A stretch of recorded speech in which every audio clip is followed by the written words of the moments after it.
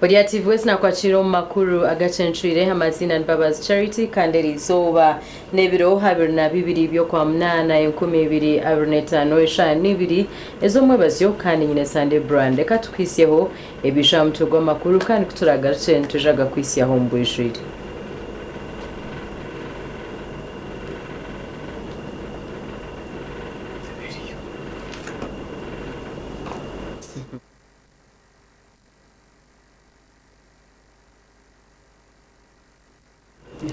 Mutsasire abatura ku rugomoroka ogwa Cibanga East hamwe na West ebirukushangwa umugombore ya Kitagata Shema Districts basemere government ahaboko batindire kisharara ekitwire ncita abana babo kandi batarukwambuka babana bazayishomero Ebyona bwambirwa nyimwe bazwe b'umukuru w'entebe ya Katana bwa Shema District Jemima tumuzice buhanda abiragire kurambara mu rumogo ahigwahika batonu kwabatura okumutangira bari kumusima ngo kwihense baho baturana babona batine burabo abana barimera kutwekerera wa mwentu musima mnonga tine bwaricero abimpa bateganisha amizi gabingizura garagaserga za sene ona hiziri mama twete shemerirwe munonga sima orjeberberu turukubi debentu tahona chitumba kurenga twatamfya sityo kuguru ohecero mwana omokijiro toshanga wakugwayo bamumu batura abomwo umbana babo yabirara hace kwitwa mizi arukwambuko mu cyareki ekiro kumanya nkorjebe atugambire shara yeho waruhanga amugongo gwanya kabiriza ha mutogoroze boru mbushesha nzamusara gwanje nshaba muteko muduwa Allah yongera Jemima obuhangazi ay Allah yongera Jemima obushagici muhereze birungi byone byar kwetengo mutuma gwe hakwa tubetu kumunonga nebindi byono butoba hinkubaninda babwona bweniri Tuina songa mukuru w'entebe ya Katana bwa Shema District Jemima tumuzice buhanda agambira abatura ngwe cyamuresere no kwereza buri muntu wena na munongogo atinira karyo kwegambira cyo kikaba kirinzire ngurindi abebembeza barungi bize bamanye konsani yaki eri kukwata aha muntu wa burijo wanyetegereza Jemima arabwira abakozi ba government ngo takwenda gukora abantu bari kwenda tahe bucerikare ngo abwo kuba nayenda ngo buryo umwe ayesimiro mu district ye bonera yo fund ibakweta emergency fund ejo emergency fund ezo sente nizo ziriyoni zigiraki nizikoreke kisharara mwenu ekitwisha kureba no kureba ezo sente kubarabe bazituha ziriyoni zikoro mu mogu zishemerire gukora Echareki kitwire nchibonabonesa abantu na munongo mbwire bwenjura kandi abana bari kwingura bana nibo babire baferiremu bakatwarwa mizi bari kugezaho kwambuka gasha kwa Maiko twacire umurushema Webare Maiko atwacire abazire hamwe n'abarkwebembera ishomeri ya Chongela Primary School erukushangwa umugombora ya Charusozi mu district ya Chenjojo bashobanjirirwe bwanyuma yo kuburwa aho kushomeseza abana 2003 umubina ebiri kubi neco kubanza hamwe n'eca katano kandi abarukushomera umukibina kimwe cembaho Mukuru w'ishomereri Emmanuel Chomya atumanyise ngo abina mushanjwe birya hishomereri ebina binabyonka nibyo bine byombeko byo murembe mu kitebe cyo kubanza lina abana 93 ikitebe cya kabiri na abana 92 kitebe cya kana lina abana kinana na bana na classes zini ko mutazina hano toto y'abana 5 n'umwe kandi ibitebe bitwina classrooms tibisobora kwikaliza abana bitayito chomya atsigire tshani echabana batineho kushomera embere yibar kushomeramo ekimazire myaka na ikikoko hatiye mitansi yejunziri niwe no kirori cyumbe kukiona kiri musore state norora kirahiko even no cyahukanizamu bakatwakoze simbao umwana w'ikitebe cya 5 nahure biri mp1 kwa baliyo ni basoma abazira bakizuro bwingi tubakusasura sempre usanga tukorora abana mu class barabari makumyana ku class 3 ziriza abazaire nubar kusasura abasomesa hati baka abana bakusasura bakizuro bwingi banyaga ishomereri n'abana 5 n'umwe bitu n'abashomesa bonka tabarukumara hati nosanga twina abana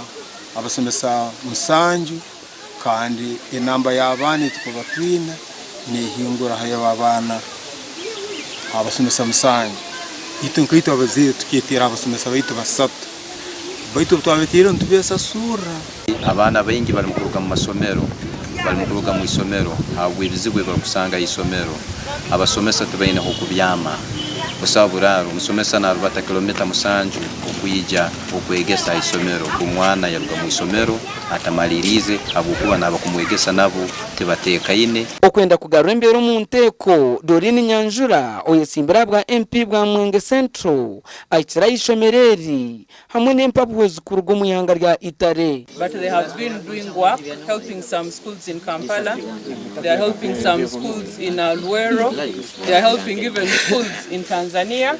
And before they came here, they were in Kasese. They're also helping some schools in Kasese. Bwanyuma yo kureba imbere y'abana barukushomeramo Nyanjura hamwe n'abakuraba bashabire mukuru w'ishomereri okubasa kubahandikira mu butongore ngo ko babombekere bizimbe hamwe n'ebinde birukwetagisa. Mainly prepare a proposal, look at the key priorities so that our school is also able to benefit just like the other schools have benefited. Try to do our best to do what we can in the different places where we go, okay? So you should prepare maybe a list of priority and projects. Gasha kwa Daniel Bingana Omurchenjojo district. Kwebari Daniel Bingana abatura betawuni ya Katerum district ya Rubirizi binaka mwenyo amatama bwanyuma yo kutunga bitara by'amashanyarazi gasora hanguto ekintu cyo bari kugira ngo ncija kubatambira omwirimo gubatwiremo. Abatura abechanga town ya Katerera mu district ya Rubirizi nibagira ngo omwirima streets zimwe zetawuneje gubire gw'abanyangarizi sorezi zibahirwe bowaza twijukire omwana w'eshwekeki webembezo bwa NRA muntu fo mukozi muntu wabano basakorera abantu n'ikirungi munonga kandi nkiyamba abantu gwena biresire takozire kubi kandi kire kikusisa webembezo betubye mwirima kandi tubona bano mwirima nango bona bakasema bagenda ngo bakunda mwana bende kitangara kandi takine konka hati tufunde nambwe nisima go musiza bowaza atire endungu keji twonjire twagambaho na bamwe ahabahangarire omutawuneji okumaro bwire buringwa barukoreramu na munonga omwabazyo ahankuto kandi abahine cyo batugambire umusabaza benaija otamuweza je amisho konka takuja omurebaje omwetegereza omwobono shanga mu ko mutayine kenyondo utamwetegereza ukati no mureba omumanya bahambira omugera ababoda babibera n'abantu abakutambira babiho bushaho bwabo konke kintu cye bitara kiyambira abantu abo kwa nora kuruga kuri kwika umuntu nora umota kine kwera rikirira kona bowaza twijukire nagira ngo nekitekateko cye okurebeka ngo ecyangeki Chargahidara chaza harindi aba ministry y'ubwiga bwo mwitaka bayoreka kwerarikira ha mutindo gw'amajita omwihanga Stephen Barsagara or commissioner o ministry yajwekera minister w'ebyobwiga bwo mwitaka nagira ngo no baracebere umutindo gw'amajita bakatandikira ha boda mpaka handijo ayo barugaguriza bashangire nibashangamo amajita gatabonire aba gatunda Nabana benda magoba mingi bashara mu bagipakwata parafine rugure sengenshi bagitana diesel ninga petrol kugira ngo bondera amago ubundi baguza amajita gatahira umushoro brings unfair competition within the fuel industry with those who are doing the right thing. Because of adulteration, the price at which they sell this adulterated product is less compared to those who are selling pure product. So these institutions also are helping to manage, to level the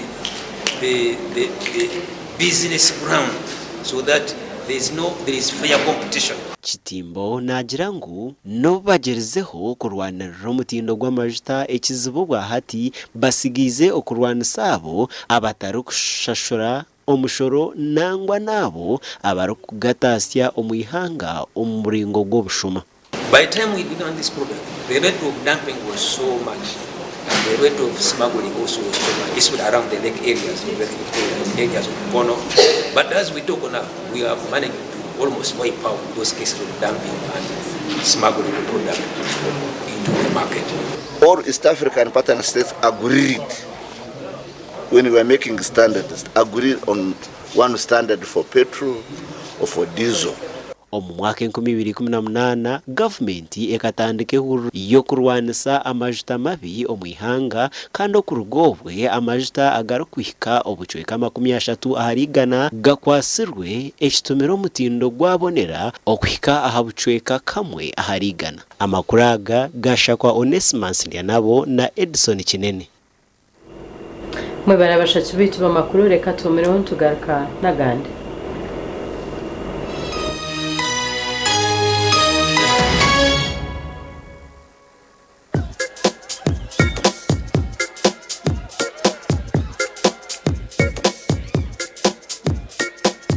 Are you in panic? Or you're afraid to make a move? Don't worry. With Kazire Red Tonic, you will put her in red moments. And with Kazire Power Tonic, you have your game powered. Enjoy Kazire Red Tonic and Kazire Power Tonic, the natural organic products. Kazire Power Tonic, made from nettle tea, ginger, grapes, and honey. Kazire Red Tonic, made from watermelon, pumpkin, grapes, and honey. Power your game and ignite her happiness. Kurukubujwireje turkwitaga no kugamba aba original garments bari sirimpinduko mu kujwara nibajweka abashija nabojo hamwe n'abana na perfume zone bine suits z'umurembe ezimbaga eza office amasata gagumire na t-shirts empare za office hamwe na za casual wear denim jeans hamwe na shirts jumpers na sweaters z'umurembe bine na shorts hamwe na belts enunji abarkwenda vests boxers hamwe na socks original shiraba original garments abashija enkito zanye nunji is the original is our office sneakers hamwe na flats original garments nibashangwa hala Grand Mall Mbarara City a High Street ahamarugo kubanza room number ya kana note mshanju 82 emwe mshanju mukaga note na note mshanju note emwe mshanju mukaga note nye bitiko byenda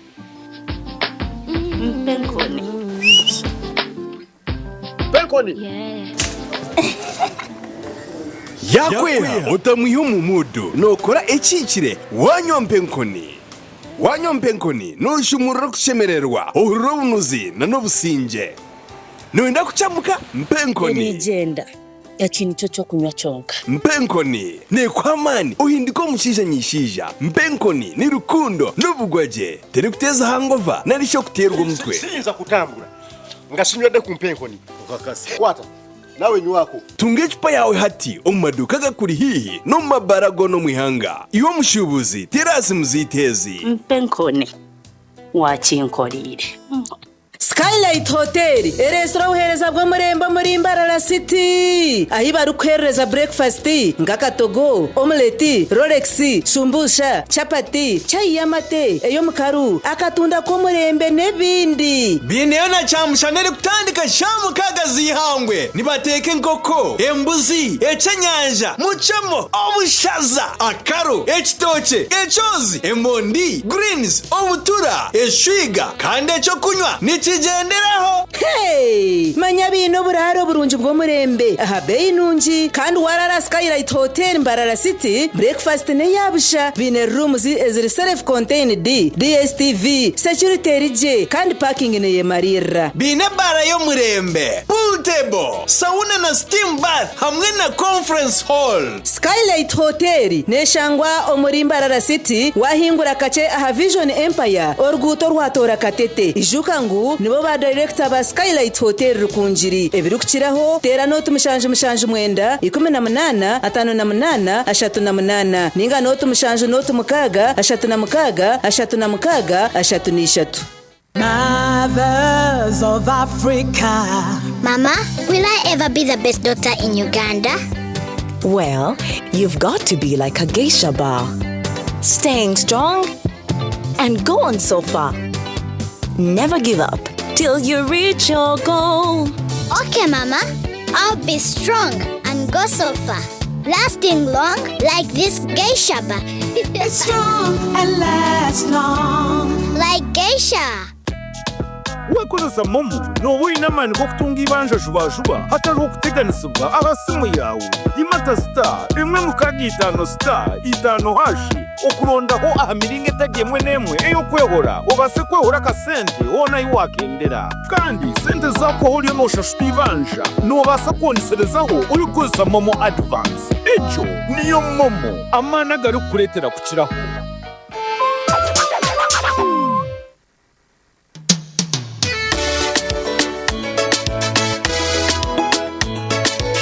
Manager, ogito wagito. Konka batu mu kidara, kabataka jiremu. MC takiziri. DJ atumwe na wearing ebyoma. Tugumisize shanki ibiri. Bantu mareka turgo muzano tugume twatesha. Twagamba shamushanju zibe shamushanju. Tikizana ngu okushara cake ni shamushanju. Nizeze nyine. Byo ni shara cake tukaza kunyumba. Nawa pension na nesente konga tanywire mbogo. Nikushekerera nikuteganisa wenda ninyende mbogo yoka. Nembogo kanaba mulungi ayibambe nekolera ayimukama wanje okagaruka meshara zanje otwiro inecyetengo ekyokukorera heru konko inubweremwa bwa sente. Hayes recruitment experts abari kutwara abantu heru okukorerayo bakuretera umuce gwabusha abujuna nabishiki abimyaka 20 okwisari 80 nibetingwa okukorera cyenyonye Dubai Airport nka stewards, customer service, aviation workers, cleaners, security guards, check-in agents nendiza nyamwinji. Visa na air ticket nebyabusha utafirwa mu cyogo okwanditsa no kwabusha. Free registration, interviews nizo kuba cheka mbarara arwa mkaga ebiro 23 na Sande 24 byo kwa mnanoku rero bakasese foot poto chenjojo nemyanyeri hihi nebiro 26 hamwe na 27 byo kwezoku ari bomber grounds foot poto shebiriza kasheshe esimu not mushanju ina not rukumi ninga not mushanju ina itani hamwe na not mushanju ina not emwe 2 3 4 5 mukaga.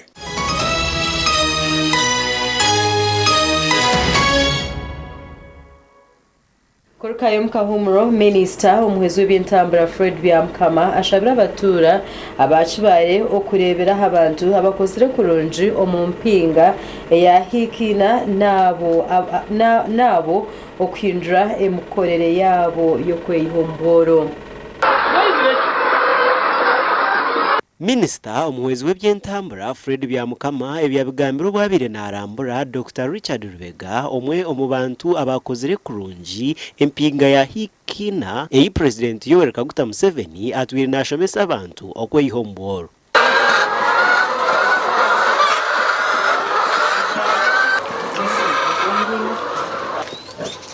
Here we sell it at 40,000. So you find now from the grass we have added value.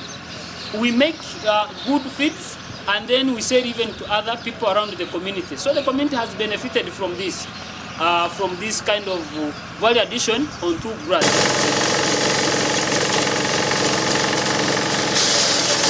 So he's using biogas from the farm, and when he assessed, he has told me he earns a net profit of about 34 million per month. You can imagine, he's paying himself, and the profits he has done, he has built his facility because he's a medical doctor. For him, instead of going to search for jobs, strike on the streets, he decided to get the profits, start his health facility, which is helping the community. Out of those profits, so he has invested in the health facility, from 1.5 acres, the profit he has got per month, 34 million net profit. And now, from 1.5 acres, he has built his own facility, he's helping the community and also earning money from there. And the 34 million net profit is only from 1.5 acre. Those enterprises are there, not the health facility. This is a demonstration farm. As the executive director for that demonstration farm, I'm self-employed and I did not ask for any job from government. Instead, I'm employing many Ugandans. Currently, I have a total number of 40 workers, male and female, and the youth takes the biggest percentage, averagely 80% of the employees are the youth.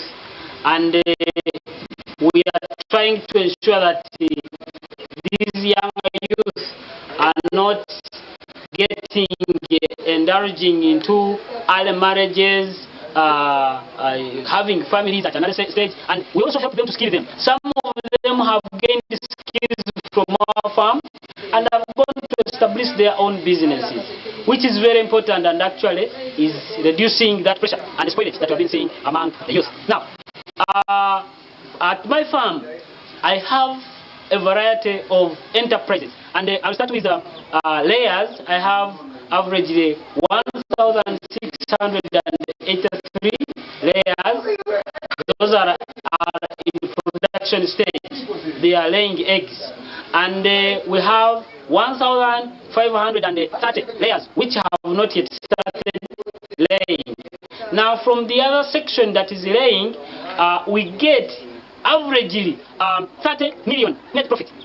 Omuhinjo Minisita Byamukama arambwire nashangwa omukyaro kya Busesa omugombora y'amatale omu district ya Kibaale.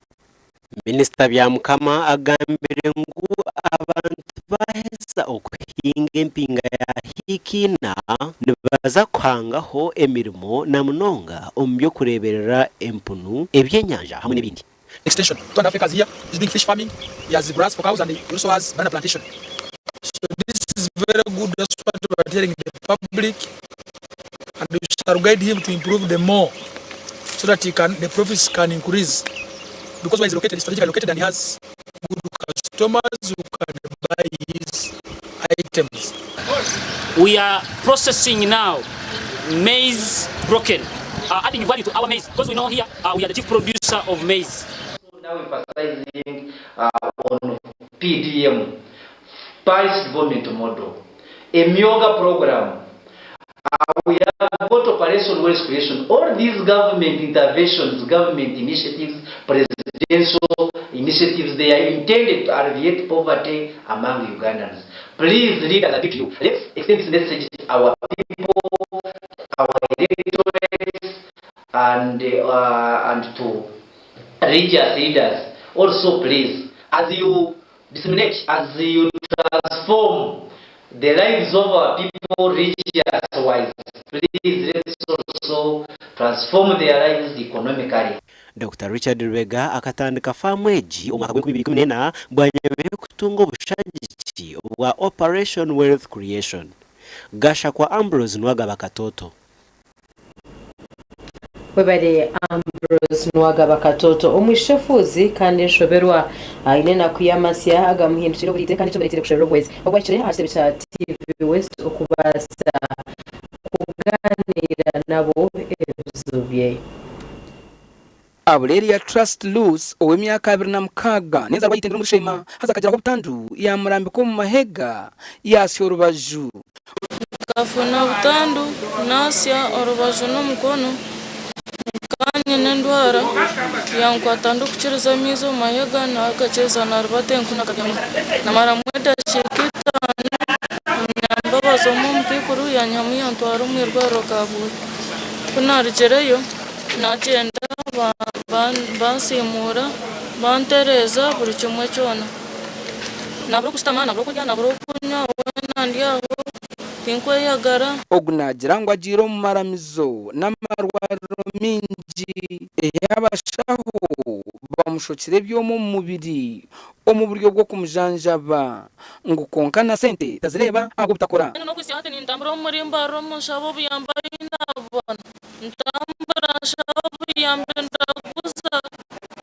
nempapara zanje zinyoni ngambra mazima timbi abandi bantu kunsha umuntu ngunishaho biyamba watekereza ngo yaza kuzinywebi ngo ahubwo no mufere nyongambe cy'amazima abureria natonze ngo ne yakizire kuzenga umukondo buyambi akashanga yembera cyane zamutera ubusasi bwayiyongera nokanya tangwa kuntendura mukazi yabe nashobo yamba hejuru mwana kanyo tinka ikaga mwana atubo bamanya ngo nini nico bantera nakwata na sente emutware bukuna benaji antumusha ntere kana numa mwenda senta rufaro reba to naso unagambire yajatum iroko jelo tamundo jelo gusa muri nayishengereza bebembezi abanyadini n'abandi banyambabazi okumwirukangirira okubasa kurwana amagarage mbase kucira ntungamani ngaruka busi ankore mano moyanje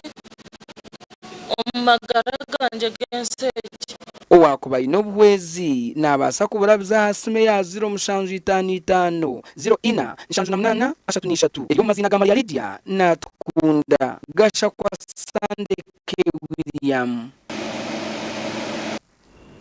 Babare Sande ke William Nelson tumushime uri umugambizi wa police owechange cha Renzori Eastern District ya Kasese nwe yahamyangu omukoro gwo kwirukango gwanyensha kare abibyo kwerinda bamazire ku bantu banywezubwa okwirukango oku noko kwetabwa mu abirukanji okurwo mahanga garukure ngomoro 30 SP Nelson tumushime umugambirizo wa polisi y'cyanga cya Rwenzori Eastern District ya Kasese niwe yahamya ngo aha mukoro gwo kwirukanga ogwanyinca kade ibyo kwerinda byamazire ku bana binywezubwa ibyo kwerinda tukozere munonga kureba ngo event nigashi omukoro gwo kwiruka baba ku munonga gwaterekana ibyo kwerinda ngudo zitu bibonire ogunayonjera ngo no mu mahoteli namwe na namabada bamazire ku bantu bateka mibyo kwerinda ibyo kwerinda ha mahoteli tuzakongeramo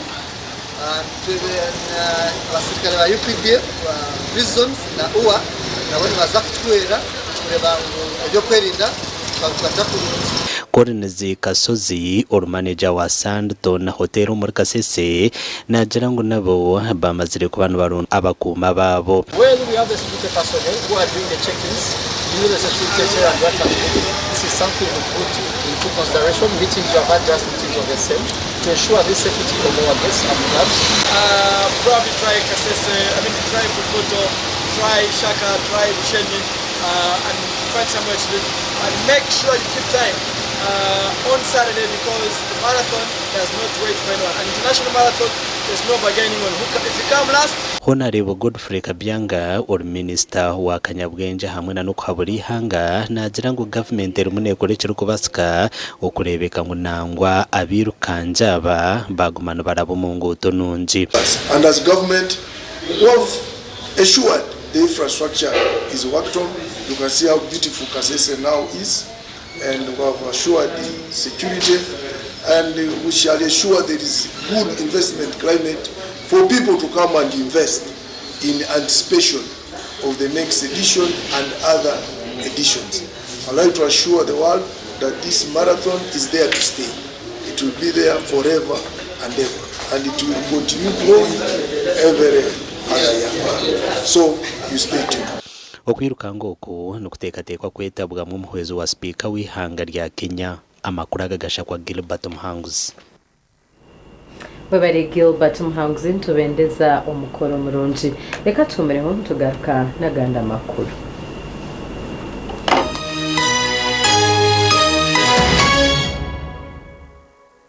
Oino mukoro koronke mbaga yo kugitwa ukwinjira graduation okusima enchiko za AGM nemikore ndijo yona abatina events bakuretera ubuhereza bw'ururengo rwensi yona ubwa decoration mega tents hamwe na tents zebike bindi byona akasente kenshiko tina events nibashangwa achombeko echa Central Market room nambi 17 ahari Mbaguta Street omurimbarara city ukumanya birukiraho tera noti mushanjo mukaga hatano ni 5 chenda na mwenda ananeina tina events nito twenko muri burengero rw'izoba abino buhereza bw'umurembe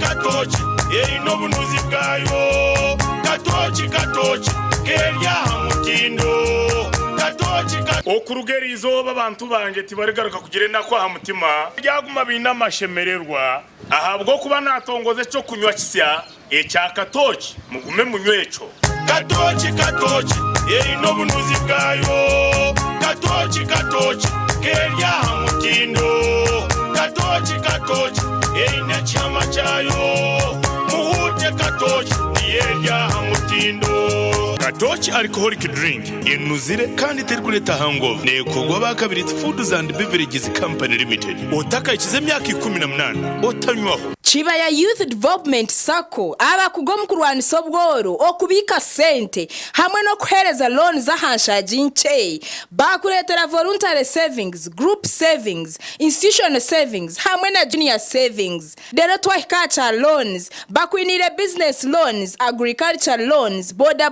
loans, school fees loans, emergency loans, home improvement loans hamwe na women and youth empowerment loans. Bashanja muri Stagata Trading Center Nyakaejo Mbarara City ahitaje rukuru bina matajo muruti Koranoria hamwe na Nyamitanga. Ebiri kuchiraho za website www.chibayayouthsacco.co.ug ninga tera note ibiri note chenda nemwe abiri na mshanju nkaga na mnana ninga note 3 Chibaya Youth Development Sacco, Unity and Development.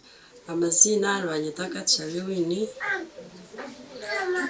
Shahe Tsindukanyabara Mugombora ya Kenshunga mu district ya Kiruhura nahereze natandika ka branch ka business nguko mukareba nashanganye mu remote area etana mashanyarazi so na decidinga gukora na free solar na mpereza system yabo niho fridge niho haka TV kanje so tinyine nshonga na free solar mweniwe oasaruni abamashomero abamaduka abazafamu n'abatunzi benkoko banyina maka abamabara na za hoteli tunga sora ya fresi rero kora magoba ijuka ngo nibagikushumikira bagikanike kandi bagaruza mekiri kusisikara aho gabusha free ebiri kukira hotela noti 8 noti hashatu na mukaga hatano na mushanju ngaga ni 5 eyabusha Musei kwa badomu rwa katori kundongozina nanywede kano ka Ruvera Chauda drink kino kigaji cha feche nyini kati ebure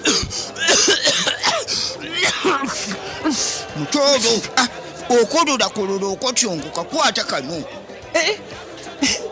Musei kano bakayita batya pineapple Chauda drink kakamudwa munanasi bojo mutoro va mu bya bojo tugende tulabe kakiga bangambye omubiri munafunafu kachigata ina manyi kachiga bangambye tolina manyi iye naye nenfuno wa manyi utamira ku soda drink n'abawala nabo banywa obutamu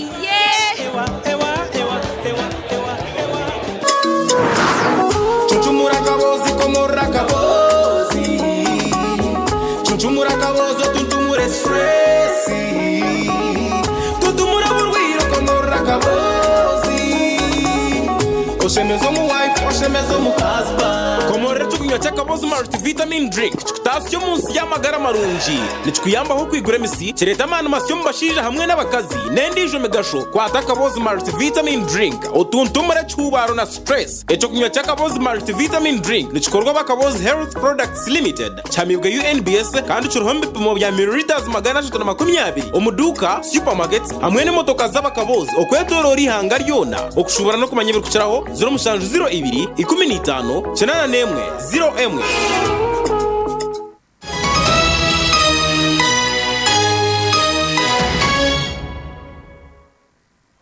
kurukayo mukahumuro abantu abarukweta bo mukuchondoza kona bashabwo kumanya obugabe bwabo babana bayambabo abarukubano bakoraho omukuchondoza okushaboku kwahebwayo abakuru okurwo mu National Council for Science and Technology.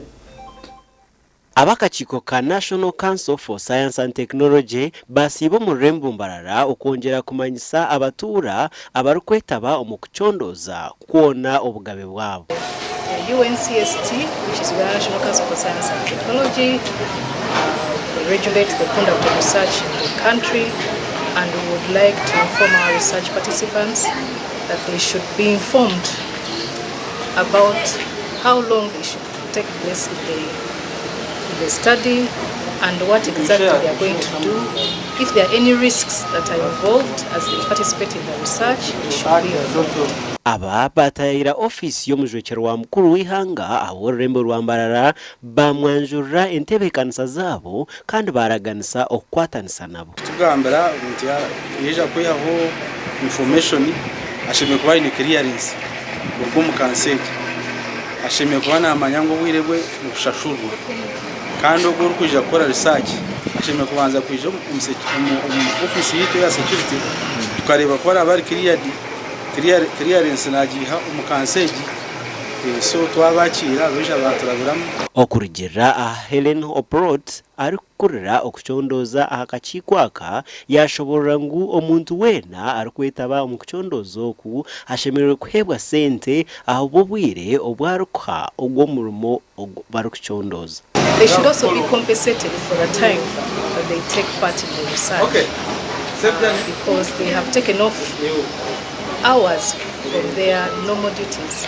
So the research teams should compensate them for their time for participating.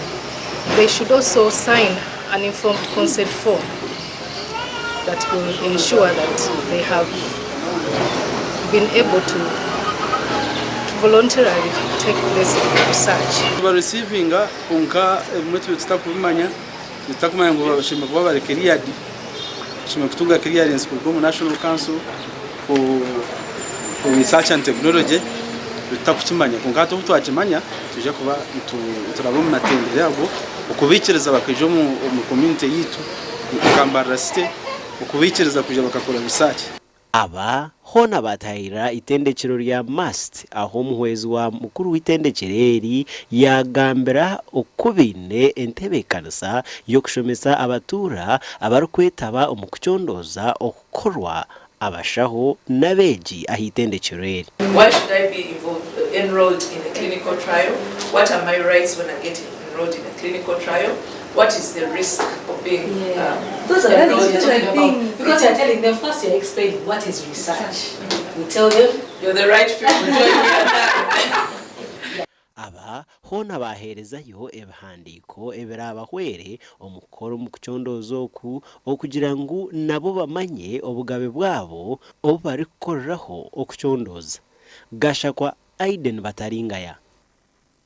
Webare Aiden Bataringaya abakazi abari kurenga mu 200 kurwo mu parish ya Nyamtanga na Chibona babangurwa nemyoga yo kukozesa emkono kwetanshira hebintu ebirabare rentation makagabo aba bahebwa obukugo mukora sabuni amashta n'amakarago kutekesa. Ari kugamba n'abanyamakuru Jessica Ndianabo okurwo mu kibine cha Archdiocese of Mbaro Development Association AMDA yagira ngo kutende koko ne mwahamukoro eyo kwetebekanisa zo mukoro goruzinduko rwa AMDA ninga shugwete AMDA Caravani. Icyo tugenda chikora kwetebekanisa caravan AMDA Caravan iri kuza kuyijebera 2009 kusikesha 31 parishes ibiri eyanyamtanga na Chibona. Hati twenka AMDA twinengenderwa mushanju ezituru kutamburira huningashi emimyo mushanju. Hariho eyomwe hariho eyebyemitima twineyo ebyo bwegese ebyamagara ebyo bwebembezi ningashi obutegeki eyebyentunguka ya muheru okukuma ubuhangwa Reverend Father Chembo bwana mukuru wa Chibona Parish yasima program za amda agumze ngo kutende koko kwizira umubwiro bw'abakazi barkwetenge imyuga eyo kubayamba kurwana soboro makagabo nabasha okwebisaho sabuni yanaba sabuni yokozya na neka nebonera akwe bintu ebi sabuni amakara banebe ko yamusebya akana mutakuba sente nyikantu abantu bitokucha kuteka teka omunonga bencho mayiso mukazi kako bahwerirwe ebye sente za butosha zakubancho muyamba omunkura kurana abakazi ni bingi parishe zirine n'abantu zibazi n'abakazi bingi konka aba barkwegaho nibija kuyamba abandi babegese babakaza batendekwa basima amda ahabwo kubakwatiraho bagumize ngo bukugo batunjire nubuza kubayamba okwebingaho bworo makagabo wamo twafunza noba itasaye kayatera no businge wagira buta kanebyo bice umurengo mutano bija mushomogu kugira ebitwaganyirwamo kombeka amakagitu ahabo kuba tubentwetaga ebintu bingi ebyakubasa kututungura nk'abakyara kutungura abana bitu tukabona school fees tukabona ebyo kutombeka nitwe tukabona ebitwasigira abana bitu nyensi yatwaba twarigira ekyo kubanza twayego gukora sabuni kandi sabuni tukoso makagitu tutabakyara ba burijo nono yitaga sabuni koze ngoye koze ebintu kandi kibenshi tubere kizibu kuza kushaka nogura sabuni ya buri week mbona utwayega sabune jintu za kweyongera kweta bacyara bingi ombyaro byitu musenta zitu na hikazi tubegese twino kwega ecyakabiri okwetegereza ecyakashatu kwihamu ebyo kututungura nambwe ninyenda kusima aba amda aba mbaraki daresizi ahabo kwija kutushomesa ahabo kwija kutwera tukarwo kwenyuma tukamanya kwetungura orunuriza kuba uruzinduko rw'ikuminagumo rwa amda kandi nubaza kugiraho emikoro myinshi ndijo enumwo kujanjabira bushabante indwara zitari zimwe na zimwe rero guhendene na misenkuru erabe nyamitanga 2031 by'ukwezi kwa munana umwaka w'2025 kandi neza kwebemberwa Archbishop Lambert Binumugisha amakuru agagasha kwa Sengendo Abdukarim webare Sengendo Abdukarim abeji b'amashomero ga senior kurwo mu district ya Bushenyi batendekirwe kurwana soboro hombyanga byabo baba bari mu bihumuro nkeminyeto bashabirwe obutisha kwitiriza abanyabutegeci okubakozesa ombwire bubyo butegeci obuturumo ebigambo babiri nibasibura beje rushanjwe 10 bariyonza skure ya Bushenyi abamazirwa kutendeka omushomo gokundi hanga ryabo hamwe no kurwana sobworo kandi omujenyi mukuru abera commissioner waba Aradisa habwa burenje rwizoba. And we want to thank you for the few days you have trained. Hopefully that after here you will plan to become a very rich man. When they say the church is having problems, he contributes. So this one, I'm coming to social economic development. Now, to our dear students, I urge you to open your hearts and minds this week. Learn all you can, and more importantly, live what you learn. You are now ambassadors of patriotism. You carry with you the responsibility of being role models among your peers. Okutende ko kwetabirwa n'abeje b'amashomera gandi abarukwika 10-15 kandi basimire government ahabwa program eji ebar kugira ngo bayambere mu mashomero okutugitandikire tutuyenda tujuro mu mashomero agandi mingi konka ishomeri tukari takachikora honga konka murundo ogu tugize mwiteka tukikore abo kuba nitegese mitwe ndazanye exercise ya patriotism ninti batwegisa kukundi hanga yitu turantu egomba mahanga nka America nka Russia konkerizo banayega munyenko na Uganda ne kundi hanga yanja kwa nuna kuza America nuna kuzayi ni kugumanje mu Uganda mu Bushenyi tuyiremo student training umwaka gwahuye tuka training amwe ngura cha bujimbi na St Charles Rwanga Kitabi. Commissioner Shabira Mashomera gabeja betabiro mu kutende kuko kubecho kureberaho mu kurwana so butabanko hamwe n'ubwesharingo mu mashomero kandi ashabira abashomesa nabo kwiteka tekere yabo amakoraga gashakwa Ben Muhozi. Babare Ben Muhozi reka tugarse n'amakuru agebyunza.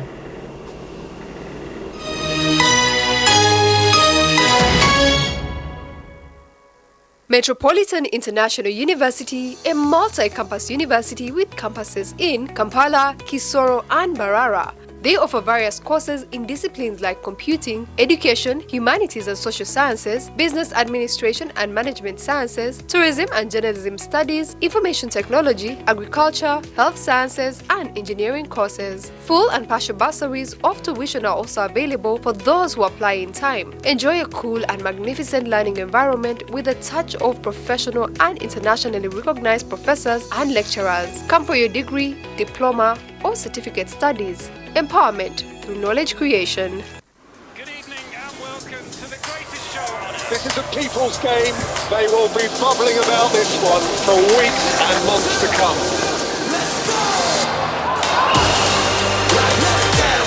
Wherever you are, whatever your reason, it's on SuperSport all season long. Get and stay connected to DSTV Compact and GoTV Super Plus with Kawiki available on DSTV and GoTV. Mommy? Yes? At school, everyone crunching. Nange kumulimu nga nkola. When I'm watching my kazanyo. Anti ku highway nga mvuga. Sisumagire echo shuwa. Honey, mwana muwe. Get your favorite packet of Psalms from a shop or supermarket near you and crunch. Get yourself a packet of Psalms and start crunching. Psalms, taste the difference.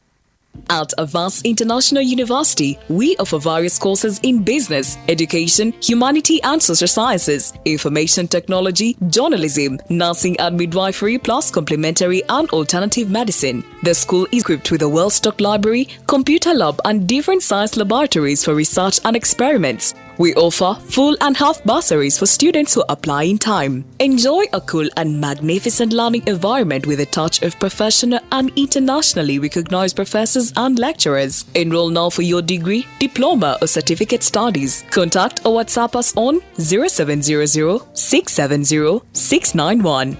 You've seen nothing yet. This Big Brother Naija Season 10. It's 10 times the drama, 10 times the rivalry, and 10 times the game. This is certified. No zero, no minus. Watch all the eviction nights live on Palmagic Prime, Channel 303 on GoTV, and Channel 148 on DSTV every Sunday at 9 p.m. for just 11,500 shillings on GoTV Plus, or 15,000 shillings on DSTV Access with Kawiki. Gold sponsor, Guinness. MultiChoice Uganda is regulated by UCC. wakozesa momo noba ina mani go kuhinduka investor utandike kutunga kasenta asimu yawe buri izoba yimata star emwe mukagitano star mushanju star emwe hashi kuteka musente kurugira kimwara shiringiro 10 zonka na momo investor kandi kiri kukiro yo burungi nubasa kwihayo sente zawe aho nawo akire kona ejo niyo momo amana gari kuretera kukiraho. Erizuba nza kutayire cyaro mufite butoshaka kuba kuri yo kwesima no kushemerwa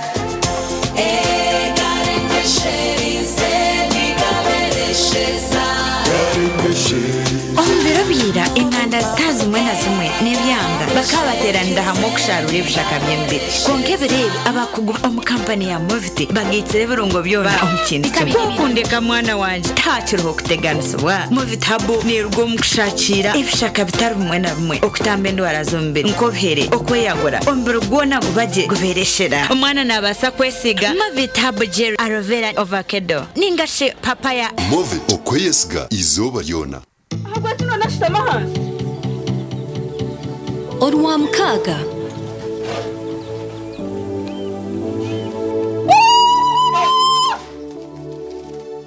Nyenda kumaha matiso hata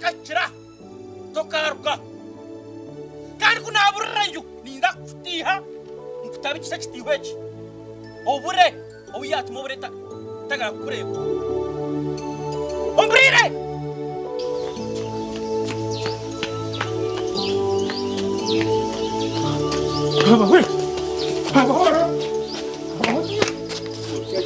abantu becaraba batumwe ninyendo mute omugambira izaha twitirizana omuntu ongeje nyine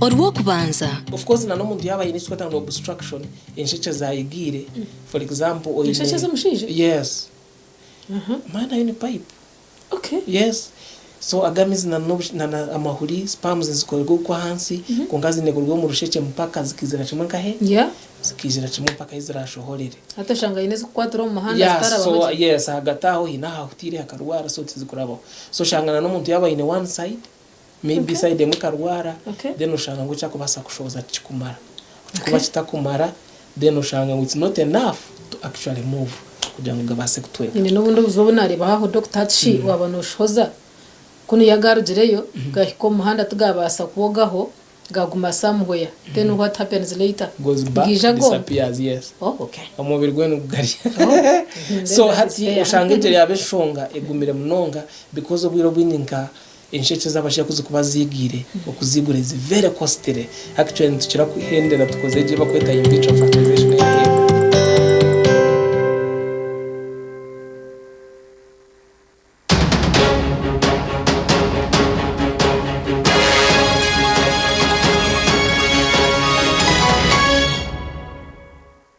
Makuru gibimza n'abatura ba district ya Kagadi bayijumbira mu marathon y'imyaka 45 ya URDT emazire erukhereza abantu ba district omuri Kagadi okwirukoku kwa ibemberwa na Caroline Nashemeza Miyambi omujejero wa president of district ya Kagadi.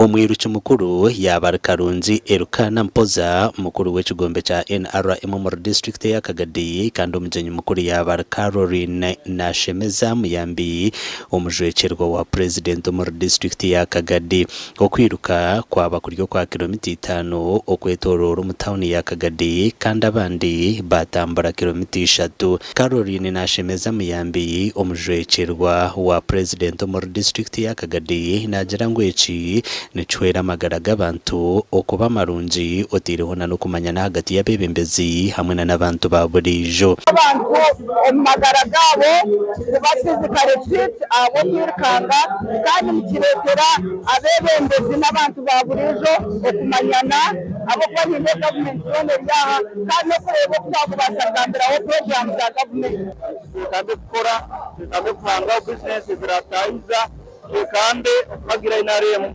yeitu kandi ruling party mwebale bonza kakuta yoweri Museveni kandi mbasaba abantu nyena tongere kumugonza tongere kumuhagira tongere kumuhuguru ube bwingi muno nuko nabene maiso no kukora ebirungi. Jennifer Chomuhendo Mbabazi omnyishenjero kazi wa district ya Kagadi kandi omwe mu batambura kilomita 3 nagira ngo kwirukoko no kumugasho munonga na munonga habakoza bari kusibo ma office bashitami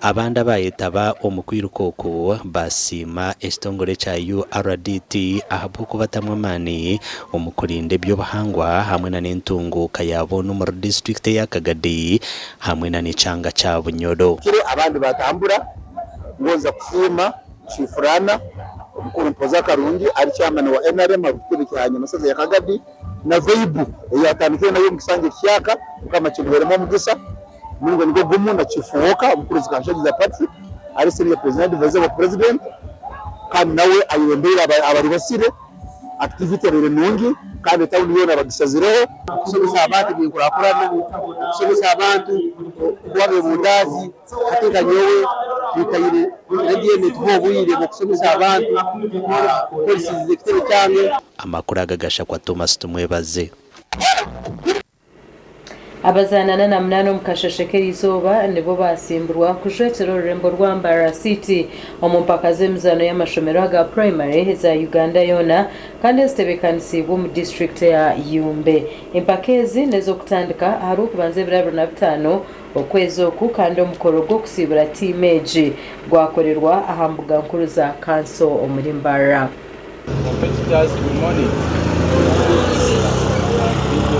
Level ya local government giturunka Mbara State Council tukoze ikitko basika to facilitating kandi very well equipped with transport, with accommodation na training zibara biri mu zone ezo bakochi bevine ne bakochi bari well trained. Itonka Mbara State abakutureba ninga baturukize twabasa kusimbura na timu ina, that is timu ya volleyball yabishiki, timu ya volleyball ya Bojo, timu ya netball yabishiki na timu ya football ya Bojo. Ezi timu tuzitebekaniseje twinobwesije bwingi kandi tumangu tuza kwihangura twahika Yumbe. Twine confidence munongo na bitu timu zombi last year Bojo tukahika finals